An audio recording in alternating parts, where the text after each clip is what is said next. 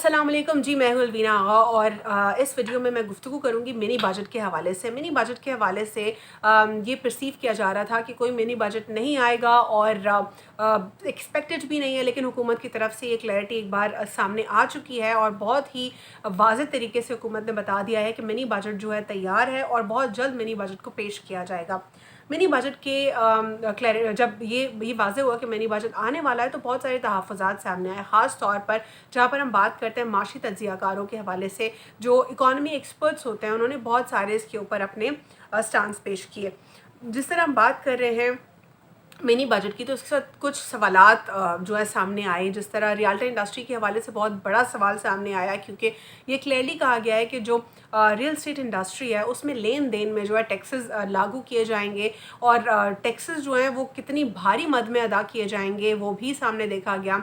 साथ ही साथ mini budget के हवाले से ये भी कहा गया कि जो गाड़ियों की जो इंपोर्ट्स का मामला है उसको भी कंट्रोल करने की कोशिश की जाएगी। साथ ही साथ इसमें यह भी मेंशन रहा कि जो लग्जरी बाइंग की चीज़ें होती हैं, पल्स बाइंग की चीज़ें होती हैं, उनको भी उनके ऊपर भी हैवी ड्यूटीज़ लगाई जाएंगी। और जो टैक्सेस हैं, जहाँ पे हम टैक्सेस की बात करते हैं, टैक्सेस लागू होने की बात करते हैं, इसका बेसिक मकसद होता है नेशनल एक्सचेकर को सपोर्ट देना और जो मईशत होती है उसके पहिए को चलते रहने देना।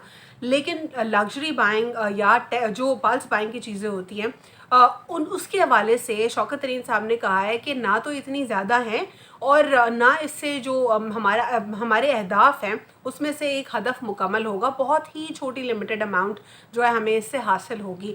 लेकिन मुझ समेत बहुत सारे लोगों को ये लगता है कि पल्स बाइंग की चीज़ें या लग्जरी गुड्स हमारे मुल्क में बहुत ज़्यादा शिद्दत से इम्पोर्ट होते हैं। हर लोकल स्टोर में, हर इंटरनेशनल स्टोर में आपको इम्पोर्टेड चीज़ें मिल रही होती हैं जो कि लग्जरी बाइंग में आती हैं या पल्स बाइंग में आती हैं। लेकिन शौकत तरीन साहब कह रहे हैं कि इसकी इतनी बड़ी तादाद नहीं है और ना ही हमें जो है जो अहदाफ हमें मुकम्मल करने टैक्स के, उसमें कोई ये हमें ख़ास एक सपोर्ट देगा। लेकिन उसके बावजूद भी हम इसके ऊपर हैवी ड्यूटीज़ लगाएंगे और भी इस किस्म की जो अशिया हैं जो कि जिनकी इतनी ज़रूरत नहीं है, मईशत को बेहतरी नहीं आ रही उससे, ना ही कोई इतनी इंपॉर्टेंट है, उनके ऊपर भी टैक्सेस लगाए जाएंगे।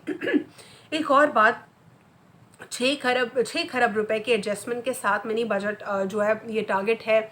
और इसमें जो है ऑस्टेरिटी कैंपेन के हवाले से भी इन्होंने कहा कि यानी जो पैसे बचाने की एक मुहिम है हुकूमत उसको भी बरकरार रखेगी। बहुत ही बड़ा अमाउंट जो है हुकूमत इसमें कोशिश करेगी कि वो पैसे बचाए और ऑस्टेरिटी को बरकरार रख सके। सॉरी, गला मेरा बहुत ज़्यादा ख़राब हो रहा है और वैसे तो ठंडा पानी मैं पूरा साल नहीं पीती, लेकिन फिर भी बीच में, इसीलिए ये आप लोग को बर्दाश्त करना पड़ेगा इस वीडियो में। और दूसरा, चले दोबारा से वीडियो पर आते हैं। तो अब जो हमारा मौजू है इस पर, तो हम बात कर रहे थे मिनी बजट के हवाले से। और मिनी बजट में जिस तरह हमने देखा कि IMF के हवाले से कहा जाता है कि IMF का डिक्टेशन होता है पाकिस्तान को और पाकिस्तान वही करता है जो IMF पाकिस्तान से कहता है। और ये बहुत एक रियलिस्टिक बात है कि हम अनफॉर्चुनेटली उस कैपेसिटी में नहीं आए कि हम किसी का डिक्टेशन ना मान सकें। हम अपने आप को उस जगह पर ला के हमने अपने आप को खड़ा किया है कि अब डिक्टेशन लेने के अलावा कोई और रास्ता है नहीं, एज लॉन्ग एज हम खुद को इस दलदल से निकाल ना दें। और बहुत सारे तरीके हैं, अगर गवर्नमेंट खुद को निकालना चाहे तो निकाल सकती है इस दलदल से। थोड़ा मुश्किल होगा, पेट पर पत्थर बांधना पड़ेगा, लेकिन हम निकल सकते हैं इस सिनेरियो से। दोबारा आते हैं हम रियल्टी इंडस्ट्री के ऊपर। जिस तरह रियल्टी इंडस्ट्री के हवाले से हम ये जानते हैं कि एक बहुत बड़ी इंडस्ट्री है और ये अनडॉक्यूमेंटेड है, अनरजिस्टर्ड, किसी हद तक कह सकते हैं आप इसको। अथॉरिटीज़ तो मौजूद हैं इनकी, आबाद है और बहुत सारी एसोसिएशंस हैं, लेकिन मैं डॉक्यूमेंटेशन की बात कर रही हूँ, लेन देन में डॉक्यूमेंटेशन की बात कर रही हूँ। और मैं टैक्सेस के हवाले से बात कर रही हूँ। आप लोग जानते हैं कि किस तरीके से जो रियल स्टेट एजेंट्स होते हैं वो बता रहे होते हैं लोगों को किस तरीके से आपने जो है पेमेंट स्केड्यूल रखना है, कैसे होगा तरीक़ाकार, यानी वो हर तरीके से अपने आप को टैक्स से बचा जाते हैं। और साथ ही साथ गोल्ड के हवाले से भी बहुत बड़ा यही सिनेरियो देखा जा रहा है कि जो गोल्ड इंडस्ट्री है वो भी इसी तरह अनडॉक्यूमेंटेड और अनरेगुलेटेड है। जहाँ पर हम स्टॉक मार्केट की बात करते हैं, security exchange commission of Pakistan, SEC भी सिर्फ एक इदारा नहीं है, लेकिन इसकी तरह बहुत सारे और इदारे जो हैं, इदारे या ऑर्गेनाइजेशंस इंटरकनेक्टेड हैं जो कि पाकिस्तान स्टॉक मार्केट को देख रहे हैं। पाकिस्तान स्टॉक मार्केट यानी पाकिस्तान की मईशत में एक अहम किरदार अदा करने की एक बॉडी है।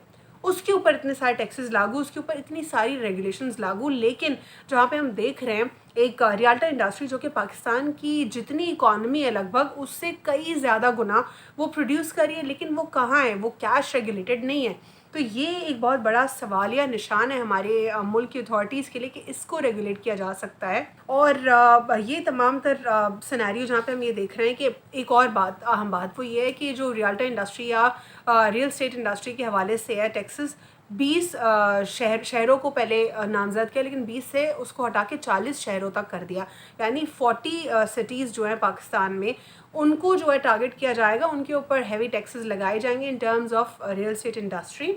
और जो अशिया खुर्दनोश है उनकी प्राइसेस बढ़ाने की बात नहीं हुई, फार्मास्यूटिकल्स की बात नहीं हुई बढ़ाने की, लेकिन उसके बावजूद भी क्योंकि पाकिस्तान में अनफॉर्चुनेटली प्राइस कंट्रोल अथॉरिटी जो है वो एक प्रोवेंशनल डोमेन होता है और वो जो है इतना एक फाल नहीं दिखाई दे रहा, जिसकी वजह से price control authority obviously regulate नहीं करेगी चीज़ों को और प्राइसेस बहुत ज़्यादा हाई जाएंगी। सिंध की प्राइस कंट्रोल अथॉरिटी तो जानबूझ के भी इस तरह पहले भी प्रीवियसली देखी गई है इस पिछले 3 साल में कि उन्होंने रेगुलेट करने की कोशिश नहीं की। तो this is one of the important concerns जहाँ पे लोग घबराए हुए हैं। इस वीडियो में इतना ही और अगले मौजू के ऊपर मैं गुफ्तगू करूँगी। अल्लाह हाफ़िज़, गॉड ब्लेस यू ऑल।